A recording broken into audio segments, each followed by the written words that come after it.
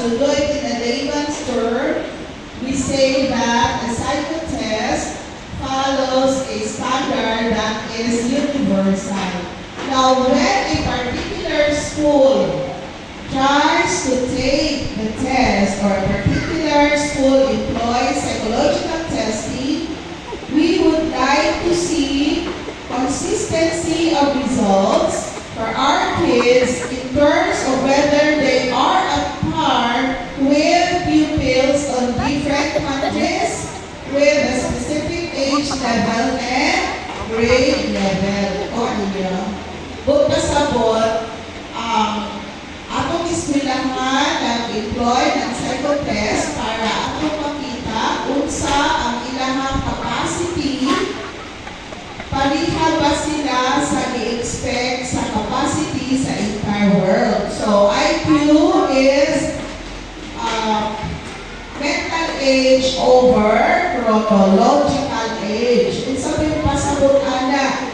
Ang iyang kuha sa test is their actual score from the test, the raw score, over the chronological age ng bata. That's how they computed the IQ test. Now, there are assumptions when we give IQ test. Number one assumption, the child is healthy. Meaning to say, wala siya hilanti, wala siya nakasamaan, wala siya nag-emotional upset when they take the test. Second, the ergonomics of the room. Like the room ba, okay ba, di ba init, di ba saba, no? So the ergonomics of the room. Third, of course, how the test is administered. No? So here, from grade 1 up to grade 3, grade 2, we have the one-on-one. So different tests in different age levels. So we have the key for kinder up to grade 2, grade 3 and 4,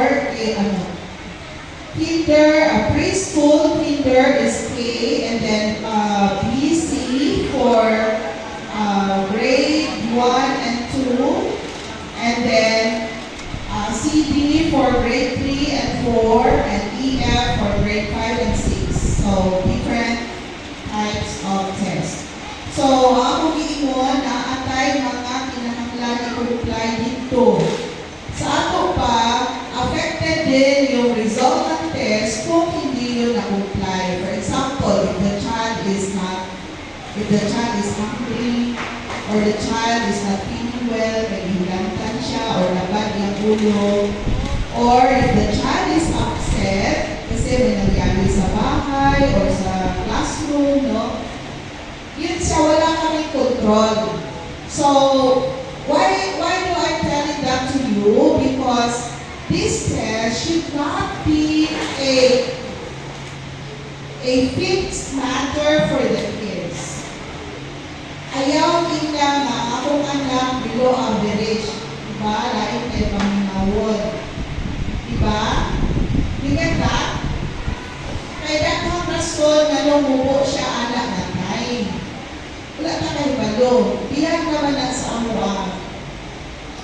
So, kung makabasa mo ani, it will give us good ideas about a particular period na naka-answer siya ani na test. Pero, ayaw ipilit nila imong anak na mauna na siya.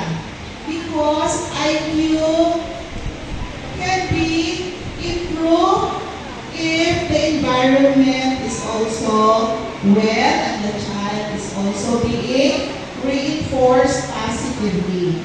Okay? So, willing na mo now. Now, the first, we call it, kalito man understood, careful kayo sila, kaya ayaw nila yung mastigma ang bata. So, wala nila tawag na IQ. Ang tawag nila CSQ. Cognitive Skills Quotient. Kasi it has been a debate all throughout the world which one is the measure for intelligence. Is the IQ, or we have the multiple intelligences. Diba?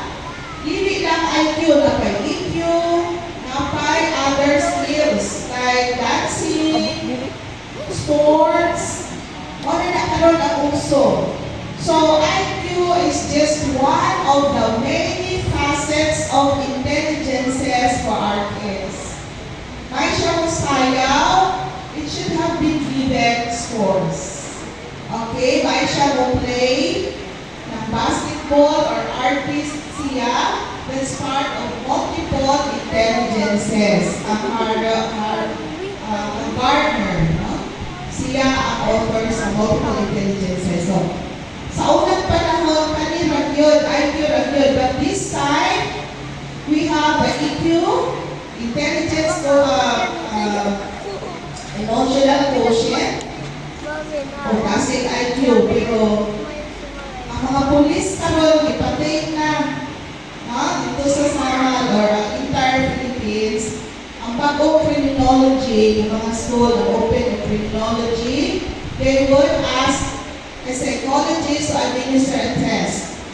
But I introduced IQ and EQ. Kaya yung IQ lang, bright kayo pero mahusing. Kaya dali na na problema. So, i-appeal din ako ang EQ. Na? So, kani is just one. Now, the first one there, we have the region. So, you have there, you notice a 130 for traditional IQ test, 130 very superior, 120 to 129 superior, 110 to 119 high average. This one is for the kids to qualify for GT. So, makakuha sila 110 and above, that is GT. Okay, and then 90 to 109 is average. And then 89 and below average. Now, for the existing test, we do not use that because it can make some stigma for the kids. So we are using 110 and above. We call it top quarter. 100 to 109 is second quarter. 90 to 99 is third quarter. 89 and below is bottom quarter. So, only ang sa understood. Nakuha ninyo? No, top quarter. And then you have there raw score. Compare niyo ang raw score. So, that is the score of the kids. No? Inclusive of the following. So, you have verbal abilities from test 1 to 4. And then non-verbal is from test 5 to 8. And then you have cognitive skills quotient estimates. You have full IQ. Now this full is the IQ of the kid. Full. Verbal and the non-verbal. The verbal is the verbal pertains to knowledge that is more on communication skills. Okay. Like identification of objects, names of objects, identification which one is different from among the objects, no? And then non-verbal is mathematics and abstract reasoning. So you have there 94 dali na kung ayo. Actually is 101, verbal is the full is what? That's the IQ of your kid. Okay? And the verbal and the non-verbal, these are combinations to get the IQ. Okay? So you have there, for national, this is for the US standard. And sanay and the percentile rank among the children. Sa universal standard. So, at the back of the paper, you have the suggestions. So, they may write so many suggestions for the kid to improve. So, you have verbal, non-verbal, we can use this for Pwede the dada future. sa So, dindahan, to find hungary the ko.